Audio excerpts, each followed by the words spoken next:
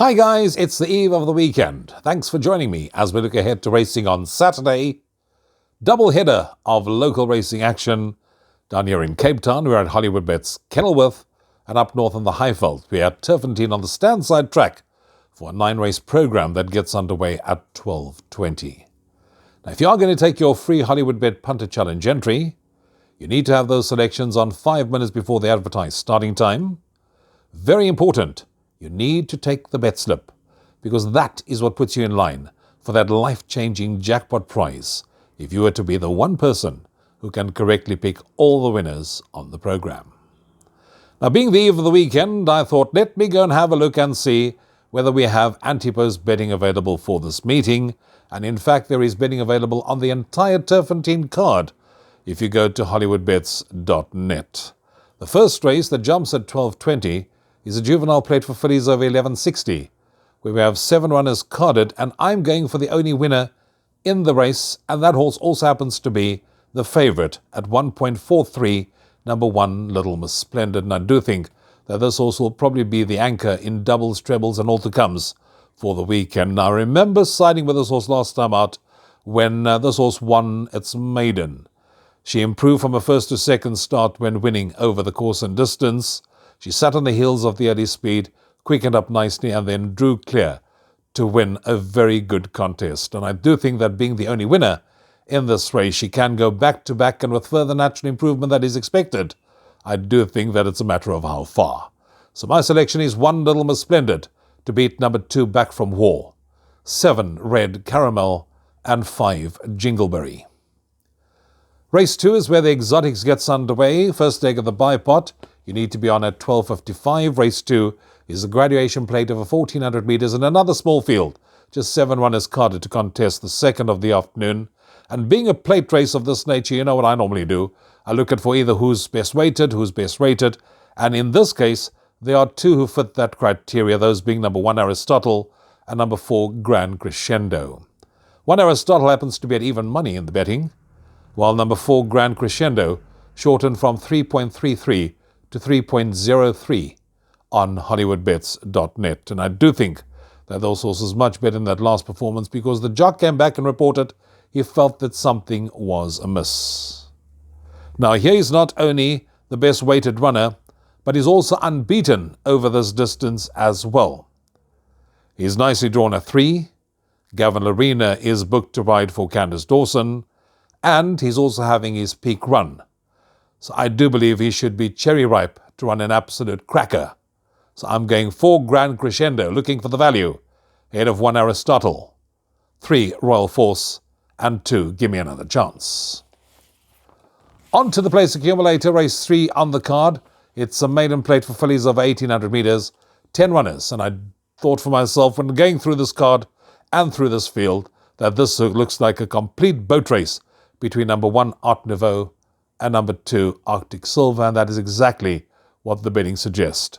Both are priced up 1.67 to 1 in the betting. I'm siding with number 2, Arctic Silver, who was staying on over 1,400 metres last time out. The horse that finished just ahead of her in third was a horse called Wagram, who has subsequently come out and won since. I do believe she will enjoy the step up in trip. She's well drawn a 3. Gavin Larena now gets on board, and coupled with the fact that she's having a third run after rest, she should be cherry ripe to take the lion's share of the prize money. So I'm going 2, Arctic Silver, to beat number 1, Art Nouveau, 7, City Lights, and number 6, Flight Light. Fourth race, first leg of this afternoon's Pick 6. It's a merit-rated 74 handicap over 1,800. 13 runners to contest race 4. If you are going to be playing a Pick 6, you need to be on by 14:05. A wide open affair as far as the betting is concerned on Hollywoodbets.net. 3.33 to 1, number 2, Ombudsman. Number 3, Yu Tenango, is at 4 to 1. Number 6, Carnello, is at 7.14 to 1. But in between all of them at 5 to 1 is the horse that I'm going for, and that's number 8, Gamer.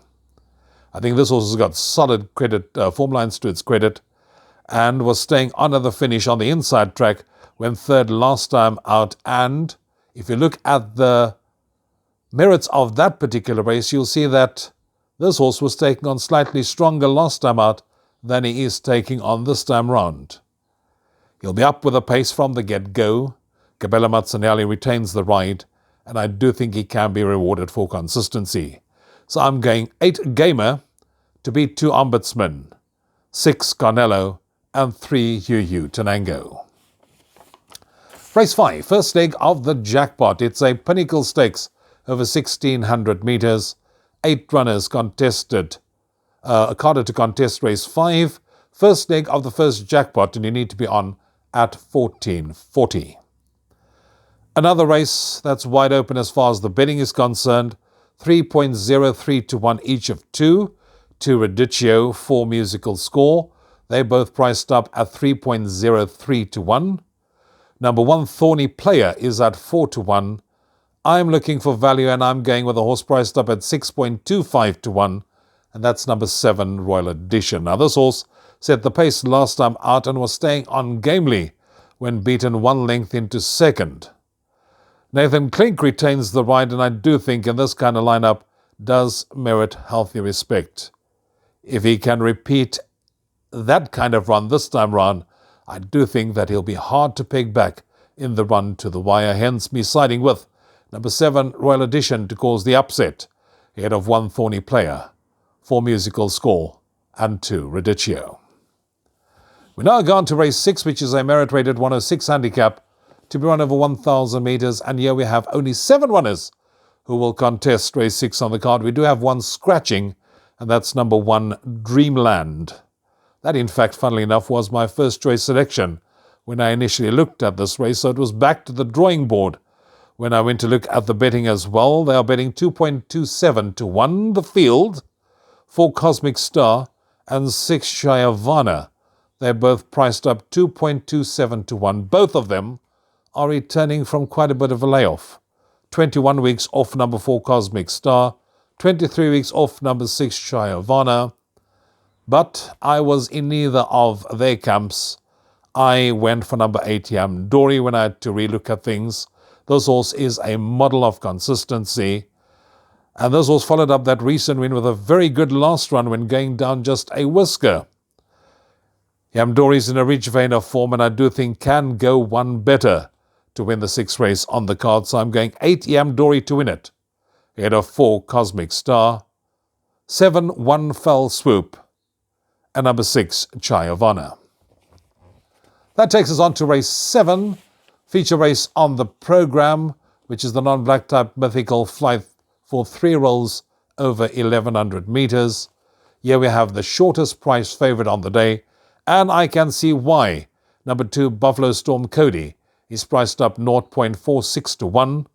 This horse was extremely impressive last time out when he romped home to win by 8.25 lengths. That was over 1,200 metres on the inside track. Gavin Arena retains the ride for the Tony Petey yard. I do think he'll strip much fitter second run after rest, and to me certainly stands out as one of the better bets on the card. So 2 Buffalo Storm Cody to win it, ahead of 3 Lead the Charge, 7 Simply Majestic, 1 Mount Pinatubo. 8th race on the card is a merit-rated 99 handicap, a race for fillies and mares of 1,800 metres. 7 runners will contest the penultimate race on the programme. And again I thought a boat race, and that's exactly what the betting also suggests. 1.82 each of 2 on Hollywoodbets.net. Number 2 Muscaletta and number 3 Do It With Diamonds, both priced up 1.82 to 1. I'm siding with 3 Do It With Diamonds, who I think has got solid recent form. She was challenging strongly but hung at the 300 metre when she finished second last time out. And she also found lots of betting support that day, so she's got to come back and make amends, shows the boys. She's ideally course-induced, distance suited. Gavin Arena retains the ride, and to me, she's the one they have to beat. So I'm going 3 Do It With Diamonds, ahead of 2 Muscaletta, 1 Mary's Green Light, and 4 Rain in Qatar. That takes us on to the last race, which jumps at 5 o'clock. Race 9, merit-rated 81 handicap, fillies and mares of 1,800 metres. And 14 runners will contest the last race on the card. I'm looking for value, but the betting says 5-1 the field. Number 9, Free in Seattle, is at 5-1. 6.25-1, number 7, Azaleas for All. And number 4, Key Worker, at 6.25-1. And that, in fact, is my first choice selection, number 4, Key Worker. This horse placed in the Oaks trial last time out, was stowaway, went to race up handy, and was staying on in the closing stages. If you look at her form, you'll see that she's won her only attempt over the course and distance. She's got solid recent form, and I do think if she jumps on terms, could be involved in the shake-up. And this also happens to be Stuart Pettigrew's only runner on the day. So I'm going 4, Key Worker, to win the last, ahead of number 3, Flamboyant Flyer, 5, Tried and True, and 9, Free in Seattle. You can see I'm looking for a bit of result in the last race on the card. And that takes care of our preview for racing at Turffontein on Saturday afternoon. I trust you will enjoy the afternoon. Find those winners. Till next time, from me, Rouvaun. Cheers for now.